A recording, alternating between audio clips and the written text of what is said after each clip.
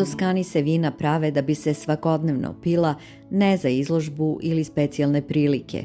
Nijedan obrok lokalnog stanovništva ne može se zamisliti bez ovog nektara.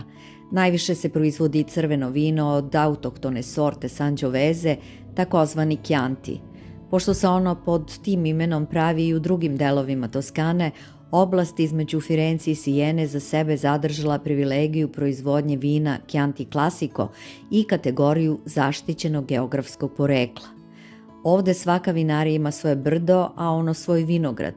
Međutim, nije tako često da je celo srednjovekovno selo pretvoreno u vinariju, kao što je to slučaj sa Castello di Volpaia.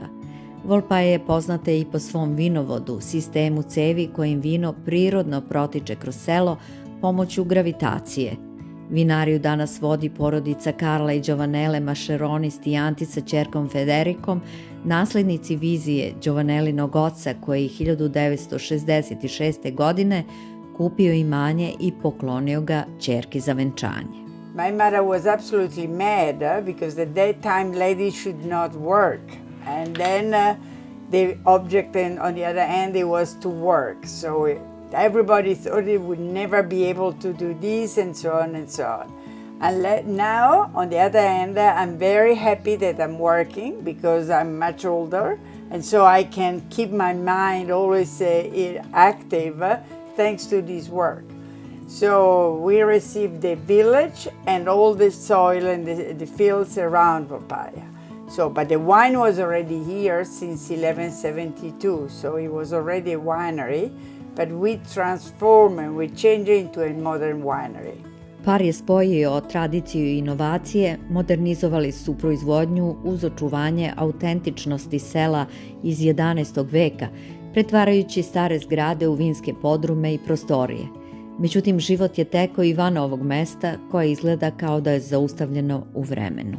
At that time I was living between Milan and here because the children were younger, so at the beginning I was coming down just for weekends and I was typing things in Milan because at that time there was no Wi-Fi, no internet, and then little by little things have become more practical, so I was commuting weekend. Then COVID, I just moved to stay here much longer because it would be much nicer to stay in the countryside rather in Milan, where in Italy we have a very bad lockdown, so we couldn't really move. And so at that time I started to come here and stay much longer. Vinarija je danas ponosna na očuvanje lokalne baštine, ali i na organski pristup svojim vinima, posebno u situaciji kada širom sveta postoje značajne promene u klimi. Njihovi vinogradi se nalaze na nadmorskoj visini veće od 400 metara na pretežno peščanim zemljištima bogatim kamenom, što ih čini idealnim za proizvodnju vina koje čuvaju voćne arome vrhunskog Sangiovesea. We are organic and certified since 25 years, but we have been always organic because before here there was also a reserve for hunting. So we wanted the animals that we were shooting could eat something that was healthy, otherwise what they were eating would be not good for us too. So organic has been always our objective. Na degustaciji koja je organizovana za članice kluba Ladies of Wine predstavljena su njihova vina o Sangiovesea, što u prevodu znači Jupiterova krv, po čemu su ova vina drugačija od drugih koja se proizvode u oblasti Chianti Classico. If you really talk about technique, really the soil and the exposure of Volpaia is different for anybody else. From the point of what is in the glass, that's important, but it's also important the enthusiasm that we put in this. So when you drink a glass of wine, the beginning is just something, a liquid which is red. But if you come here, you can immediately understand that the people, everybody, the team that is working here, they're very enthusiastic of what they are doing. And they love this place that is unique. Ako bi jedno vino iz Castello di Volpaia moglo da govori, šta bi poručilo onome koga pije?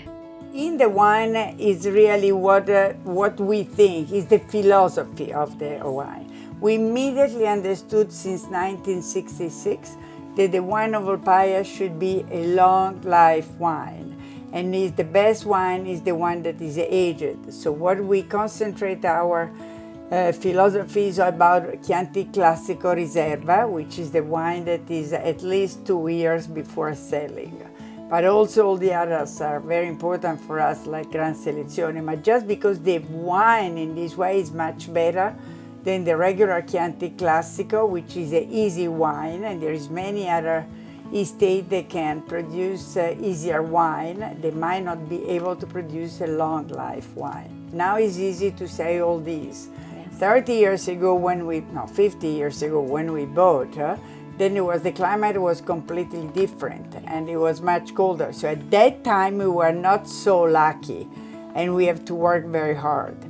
Today everybody are looking for a higher vineyard because the climate has become so warm that everybody wants a very high vineyard in order to have a good and transformed wine. Razgovor sa vlasnicom Castello di Volpaia vodimo u još jednom autentičnom ambijentu, danas pretvorenom u podrum u kojem se čuvaju vina iz najboljih berbi. We always keep 100 bottles of old vintages. That really was the prison when the castle was a castle, and then we decided to transform this in a prison for our wine that will stay here and improve and change. They are not better. They must be the best in each moment. So you don't say that this wine will be better in 2 years. Now is what it can show in this moment. And that is the library of our old wines. U Volpaji svaka boca ima priču. Ovo nisu samo vina, ovo je tečno nasleđe jednog sela koje diše na ovaj način već 1000 godina. A kako bi Giovanella volela da se nastavi ovaj vinski san? I don't want to say anything, but I have 3 grandchildren and they both love to stay here.